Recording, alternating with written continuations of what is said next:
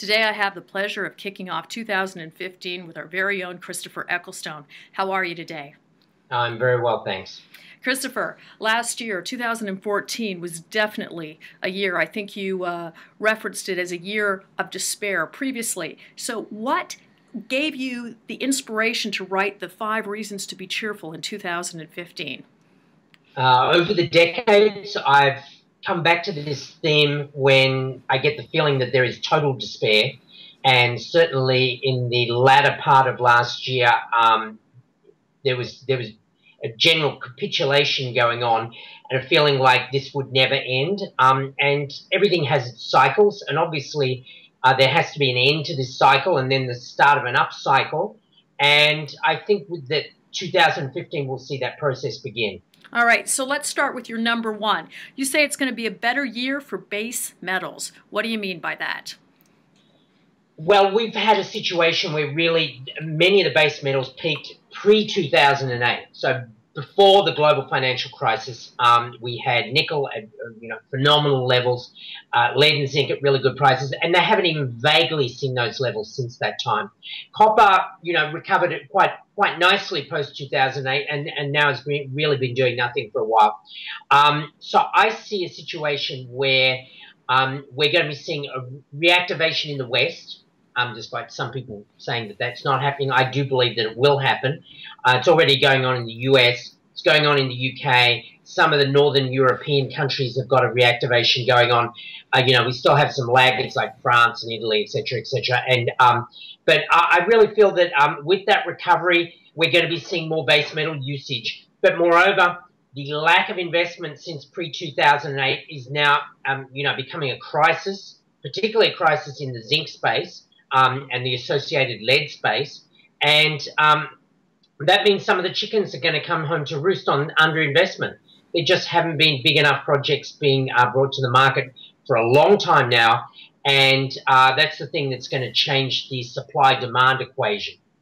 All right, so let me just confirm that I read your commentary correct. Zinc and lead are going to be the 2 underinvested metals. Is that correct? Yes, they are the 2 most underinvested metals in recent years.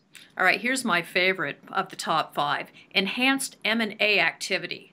I don't even know where to begin with this, so I'm just going to let you run with this for me and tell me what you think is going to happen, because I can't imagine with all these companies with no cash left in their coffers that there's not going to be a vulture feeding frenzy. It just hasn't started yet.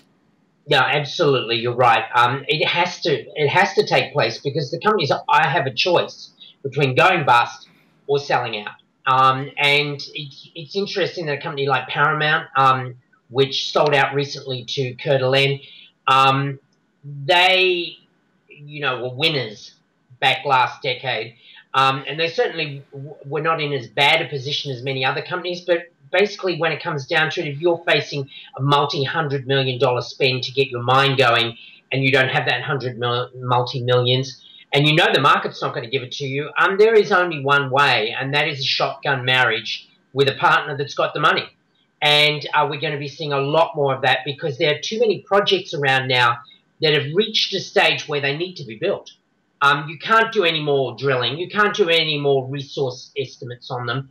They're really the thing that needs to be moved forward. And the only way that you can move them forward is by getting the money in.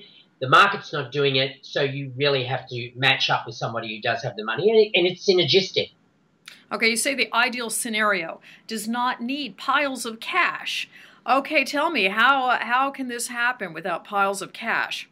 Well, we have seen that in the last decade, there were companies with too much money around, and they would go and do dumb deals where they would make acquisitions for cash. And I think a lot of the companies out there that thought that they were going to be bought out for a large amount of money and that they were going to go, or the managements were going to go off and sit under a palm tree or wash and repeat and then, start, a new venture and then do it all over again.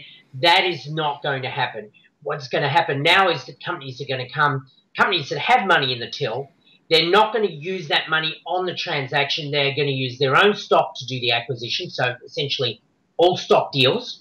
And then they're going to turn around and say, well, that money that we've got in the bank, that's going to be to move your project forward. It's not going to be to pay you so that you can all go away and sit somewhere. So the most relevant thing to look for in the M&A in the mining space is going to be all stock deals, synergistic, and with a partner that can bring you to production. All right, we also have stability in gold and silver. Tell me what that means. Well, that gives a fright to many of the gold bugs out there because, of course, they want to see gold moving back up again. But, you know, the danger for the gold sector has not been gold not moving up. It's been gold taking a serious leg downwards.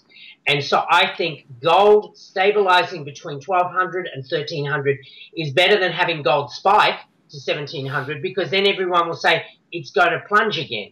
So we really need a stability in these metals, whether it's gold or silver, and that is the thing that will get people to return not to the metal because we need people not going into the gold ETF. We need people going to the gold stocks. I could not agree with you more. And then I liked your point number 4, the oil bonanza, because we have a lot of people really upset right now with plunging oil prices.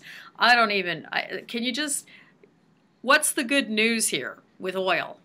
Well, the people who are upset with the oil price going down are those people who are long energy stocks. And I'm afraid I don't have an enormous amount of sympathy for them. The person who is happy today is Mr. and Mrs. Joe Bloggs, who are out there. They go into the service station and the price of gas is down, and it's down seriously. And that money stays in their pocket. It goes into spending, on things that they really want, and it goes into their savings. And hopefully some of it will go into equity markets. I noticed as well in this particular point you bring up that you see a rise in uranium. In fact, I think you see it topping $50. That would be profound for the sector, would it not? Indeed, it would be. Well, you know, we go back a bit and we see that the price was over 70. So 50 is, you know, part of the way back to where people would like to see it. But certainly at 50, there would be a major reactivation in the uranium names out there. There's been a thinning of the ranks. Some of the really junior explorers have disappeared from the scene.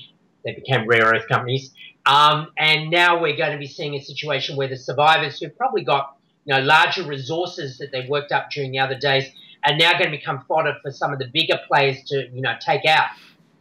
Consolidation in uranium is something we look for too. Point number 5, many will be completely incredulous because I've actually been writing about mining going sideways. You say we might actually see it moving up, the interest in mining. Absolutely. There are two scenarios. Either the world markets are going to go to hell or they're not. And if they stay up and stay in the ebullient state that they've been for the last 2 or 3 years, it's really been like a party where the mining sector has been outside the window looking in. Nose pressed against the frosty glass, wondering who's going to invite us into this party, whose plus one can we be? And I think that now we see a situation where the equity markets are going to eventually look around for the next thing to rotate into, and there's virtually nothing that's been not rotated into except mining. And so mining's turn is inevitable at some point. Christopher, thank you so much for joining us today. Thank you.